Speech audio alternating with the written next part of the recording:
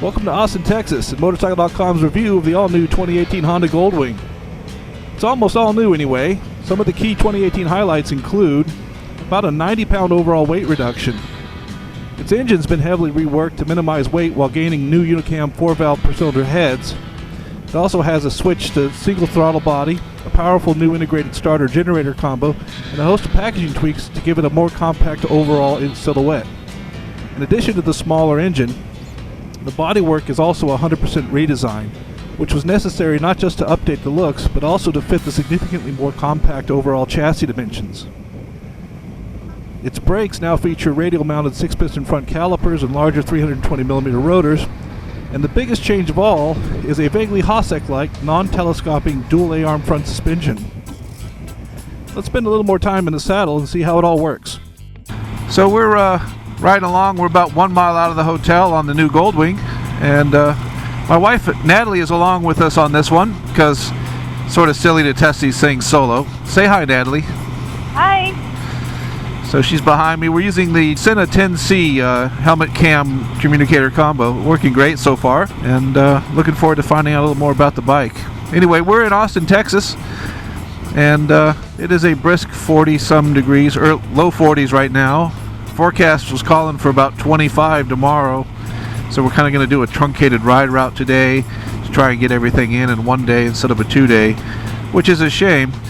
So we've got a little bit of luggage loaded, not much, just some cold weather gear just in case the temperature, the bad weather that's forecasted arrives early. So comfort-wise, it's roughly standard. Like the seats maybe a tiny bit closer to the pegs for me. But your feet, if you notice, my feet are pretty much underneath me. This isn't a cruiser type bike, and it's not a touring cruiser. It's a proper, almost what you call a professional touring motorcycle. So the riding position is extremely neutral. There's no weight forward or backward. You don't have to kind of hold yourself up in either direction. But it's sort of unremarkable. Obviously, it's got a very wide seat. The seat itself was all-day comfortable easily yesterday. I didn't have any trouble with that at all. I noticed that there was quite a bit of wind noise with the shield in its lowest position, but with the shield up, the radio was very clear. Not using the helmet speakers, but actually using the ambient speakers on the bike. I could listen to talk radio and listen to music and everything else. It was very clear. I didn't have to use a super high volume level. The shield really makes a big difference in its position. Now I'm 6'2", and I was wearing a Shoei Neotech flip up, and with it flipped open, the front of the helmet actually ends up here. And I would think that would be catching a lot of wind and making a lot of noise and stuff, but it absolutely did not. A 6'2" guy wearing an opened flip up helmet, going 70 miles an hour on a Goldwing tour with the windscreen in its high position. No wind noise. It's completely fine. You'll tell from my onboard audio that there's really not much wind noise. It's a touring bike. It's for listening to the radio. It's for talking to your passenger or talking to friends bike to bike. And generally, you're spending long periods going in a straight line. So you need to be comfortable. You need to not be stressed out by the wind or the noise or anything like that. So it's later in the day now, and we are heading back to the hotel. Got about 45 minutes of ride left. But I pulled over, looked up the address. Forecast is calling for ice storms and 18-degree wind chills tomorrow, so we tried to cram the 2-day ride into one day today. It's a good bike for cramming a bunch into one day, though, because I don't really feel like I've been riding a motorcycle all day. I'm completely comfortable and relaxed, and Natalie's completely comfortable and relaxed. This is definitely a great option if you have a significant other that's willing to go on long motorcycle rides with you but would rather be comfortable and warm. I think that's probably one of the biggest strengths of touring bikes. So Natalie, tell me, how was the seat? What did you feel? What did you notice compared to your normal motorcycles that we ride around on? Well, this seat is very comfortable. It's nice and wide enough for me, and also the backing, it's very comfortable. The armrest, and also the level is perfect for me. I love the heated seat, of course, and the adjustable control that actually the passenger can control the heat level separate from the rider. I think that works very well because I like it hotter and you like it less hot. Anything you didn't like about the seat? No, I mean, for me, I think this is very comfortable, and I wish there's like a nice accessories to add for like a cup holder or something like that, maybe in the future. Yeah, we have flip-up helmets that we got just for the Goldwing press intro, and we were joking at the coffee stop that now it needs cup holders because you can ride around and you can, with a flip-up helmet, you can drink coffee while you're riding. So maybe a cup holder. Let's talk about aerodynamics. I noticed that there's a huge difference in wind noise between the shield up and down, and that the shield's got really effective venting. So when it's all the way up, it doesn't buffet your helmet. A lot of times you get a vacuum back here when you have a large front shield. And this was actually the quietest and the calmest with the shield all the way up, much like the Triumph Tiger 1200 I rode a couple months ago. So with the windscreen all the way up, I'd say the Goldwing's nice. I mean, it makes a pretty good calm pocket behind it. And my wife, she's also in a calm pocket of air. Now, as I move it down, the wind noise picks up quite a bit. I'm sure you can hear this in the microphone now. And the same thing happens to her, but her head starts to buffet around. So she's getting this action with the windscreen all the way down. Nice thing is that it's properly designed for 2 up. So when it's all the way up, she's got her own still pocket just like I do, and it gets nice and quiet in her helmet. Yeah, it was a lot of wind, definitely when you lower down the shield, so I could feel all the wind coming through us, and then also my head start bobbling. But with it up, it was totally calm? It was totally calm. It was nice. Okay. And we listened to Howard Stern for a while we were riding. This has the tour model, of course, with the trunk on it. Not only does it have better passenger accommodations, but it's got a second set of speakers in the rear.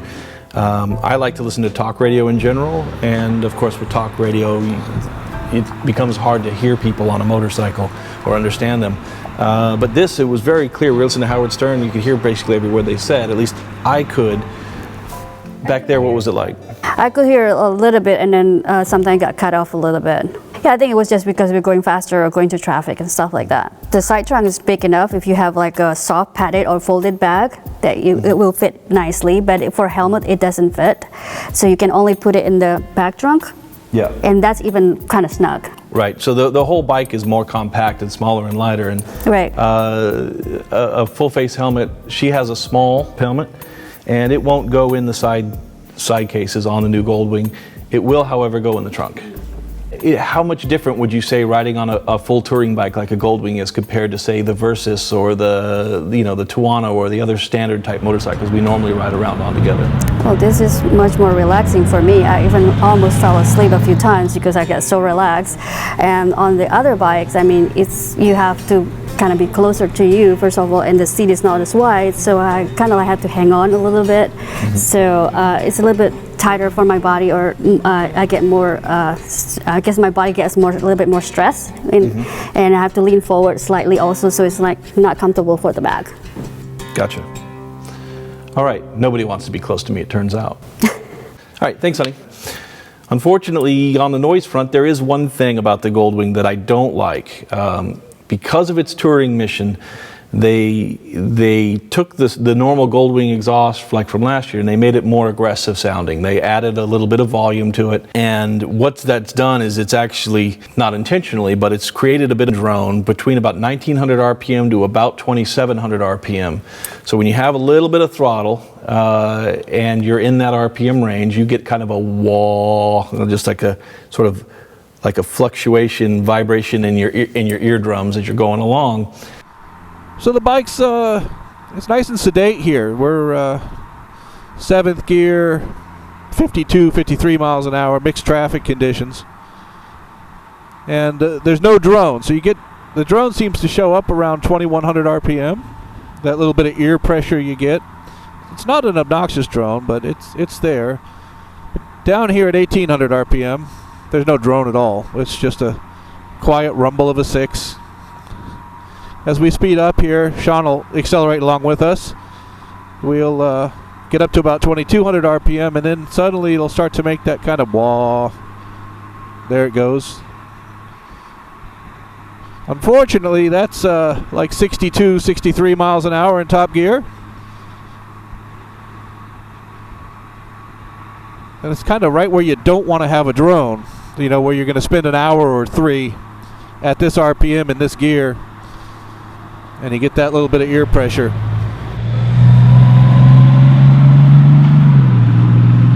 Well, I was just pleased in general, I would say, all day on the bike. It was great to have Natalie along with me on the back. We were riding along, I got a back massage from her as we're going along, and that's kind of hard to beat. And then, we had a moment, our new video guy, Sean Maddock, showed up. He met us in the middle of the ride. He'd flown in. He was supposed to be shooting today because we were supposed to be riding it today, but now there's a big ice storm outside and the second day of riding's been canceled, which is why we're doing this inside right now.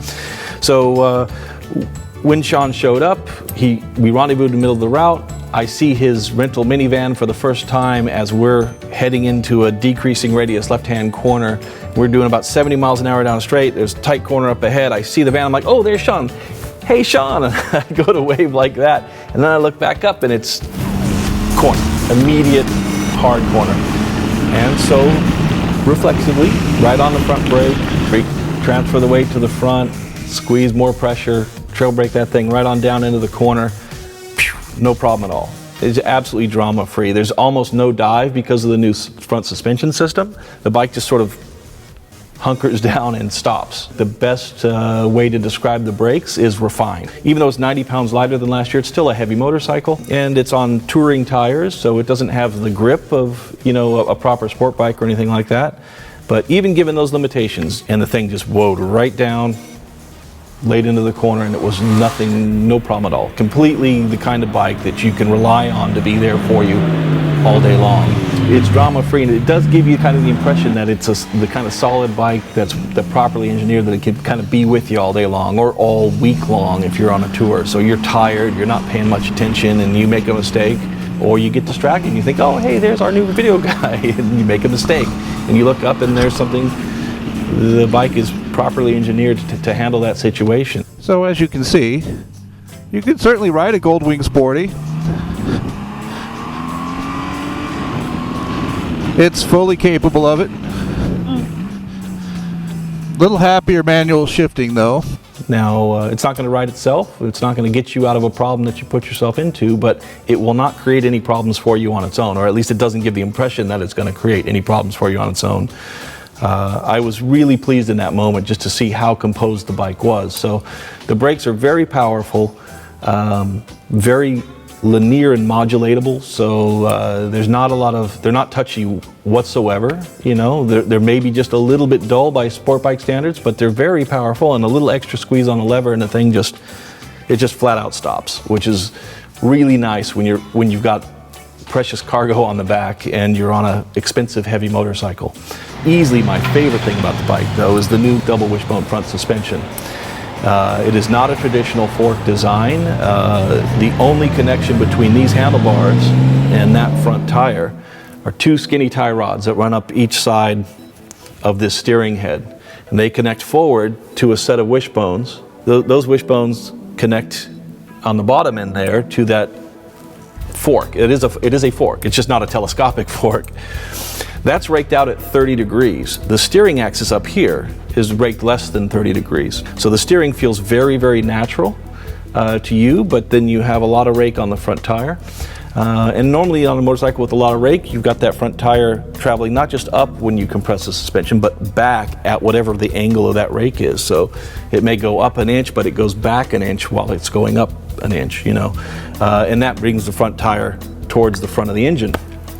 On the Goldwing, with this new suspension design, they were able to move the tire much closer to the engine, because when it compresses, the front wheel barely moves to the rear. It mostly just moves purely up and down.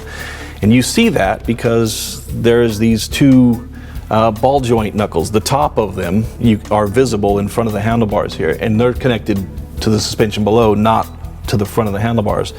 They link back here to the handlebars. You can't see that part. So they're moving in real time with the actual front suspension, and you can watch that as you ride, and none of that's coming through to your handlebars. So on a conventional fork, that fork's coming straight up, connecting the triple clamp, connecting the handlebars, and any thump or solid thud or whatever, you get some of that to yourself. Even though the fork's taking up a lot of that still, this has a wonderful feeling of isolation from the stuff you don't want to feel. But it doesn't feel artificial or numb when you're cornering or riding it in a sporty manner. So that's really That's my number one favorite thing about the new 2018 Goldwing. Second would be the brakes. Third would be the instrument display here. Sean, if you come around, you can see right now they're lit up. They're extremely easy to read. There's a lot of information, but none of it's cluttered, none of it's complex. It's very, very easy just to navigate through. We switch to auto. You got this huge screen here now for audio with your radio settings.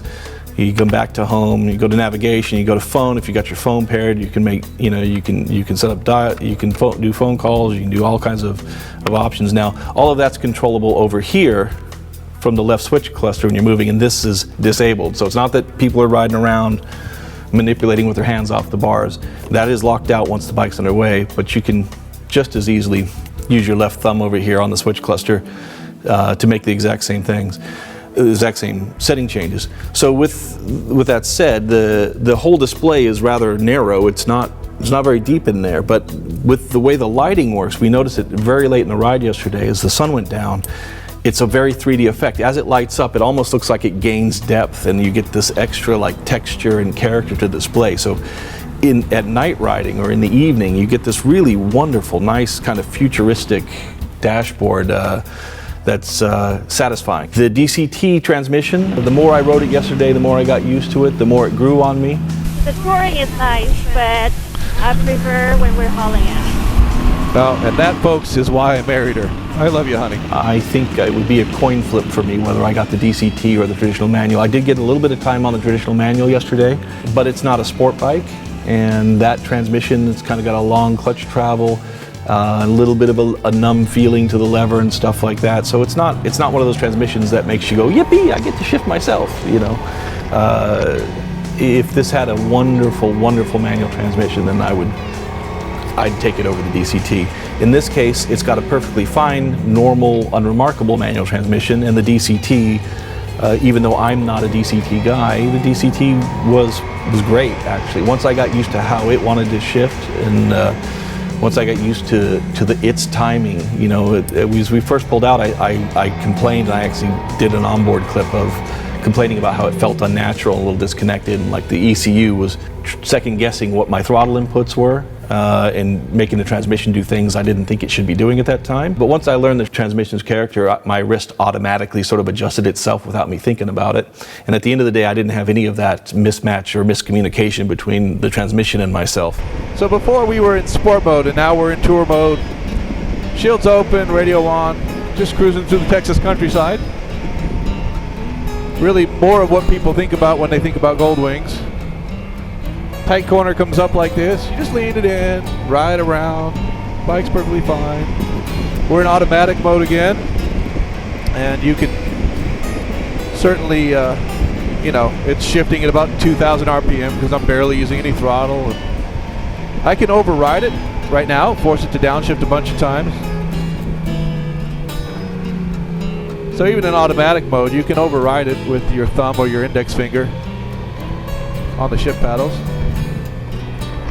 And as soon as you stop shifting with the shift paddles, it'll take right back over and just cruise along. We've set the ride mode to touring as well. So we were in sport mode as we came the other way a lot faster than this. Now we're in tour mode. And so the suspension's gotten softer, the throttle response has gotten less acute. The shifts are much smoother. They're more like an automatic transmission, just slurred. When we did the sporty clip or whatever, I put it in manual mode, and then I use this little paddle here to upshift. And down here, about where you would have a starter switch on a right bar, but at the very lowest thumb position, is a downshift paddle. And the shifts were very quick and crisp when you initiated them manually, even if you were not in manual mode. So in drive mode, it still responded instantaneously to any kind of an input to the shift switches, which is great. There's none of that kind of long delay where you feel like there's a computer thinking about what you did there. It just does what you tell it to do, almost like it was manual, which is pretty nice. Like I said, the more I used it, the more I liked it. There is actually one more gripe. I said the only thing was the drone, But Natalie noticed something, and then I noticed it today while we were setting up for the shot here. When I turned the switch on, the bike powered up, and I got a warning over here that told me that this saddlebag and this trunk were open. But when I walked up to the bike, they sure look like that to me. But it tells me they're open. It tells me both of, right now it's flashing, come around. It tells me both of them are open. That's the lid for the side case, and that's the top trunk. It's telling me those two items are still open. Now, pull back.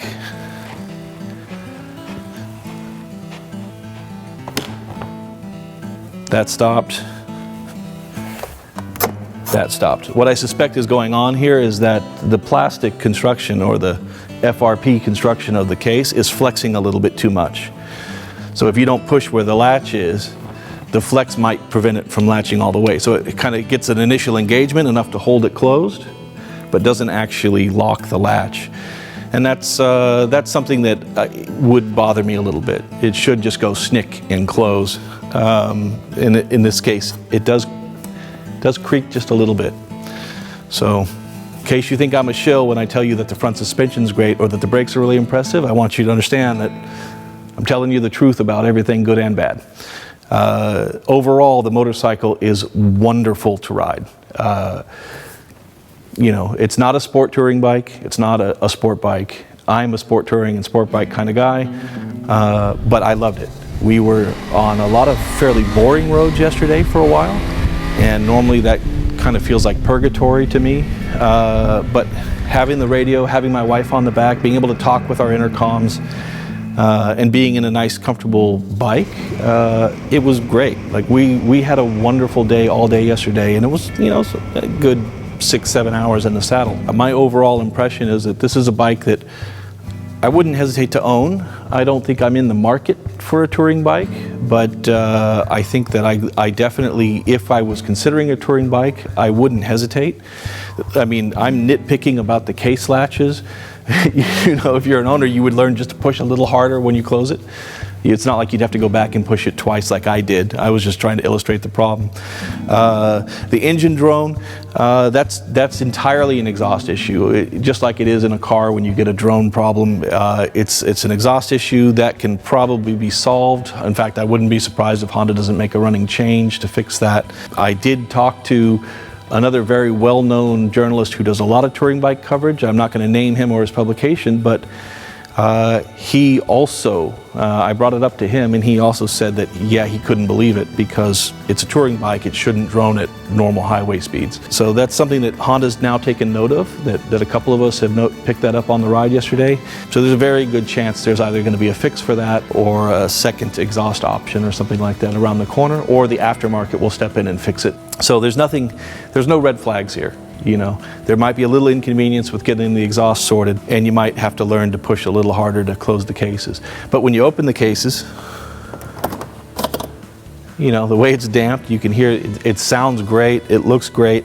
Not super huge, but you got a super huge trunk, and you got another case on the other side. There's plenty of capacity here for a week's worth of clothes, or, you know, a day's worth of refreshments and a blanket, and, you know, the ultimate picnic for two, or whatever you want to do. So, you know, again, there's nothing I don't like about the bike other than that little bit of drone. And I think the bags could maybe use just a little bit of refinement on their latching. So for the rest of the story, check out Motorcycle.com. So I'm using Sinus 10C helmet cam / intercom communicator system, and as we're riding along, the minivan to my left here is Sean Maddock, our new video guy. Say hi, Sean. Hi, Sean. And he's actually called me on the phone, so he's actually connected into us, so he's going to be editing this later, listening to himself talk to himself. If you want to leave yourself any notes, it'll be on this helmet cam video.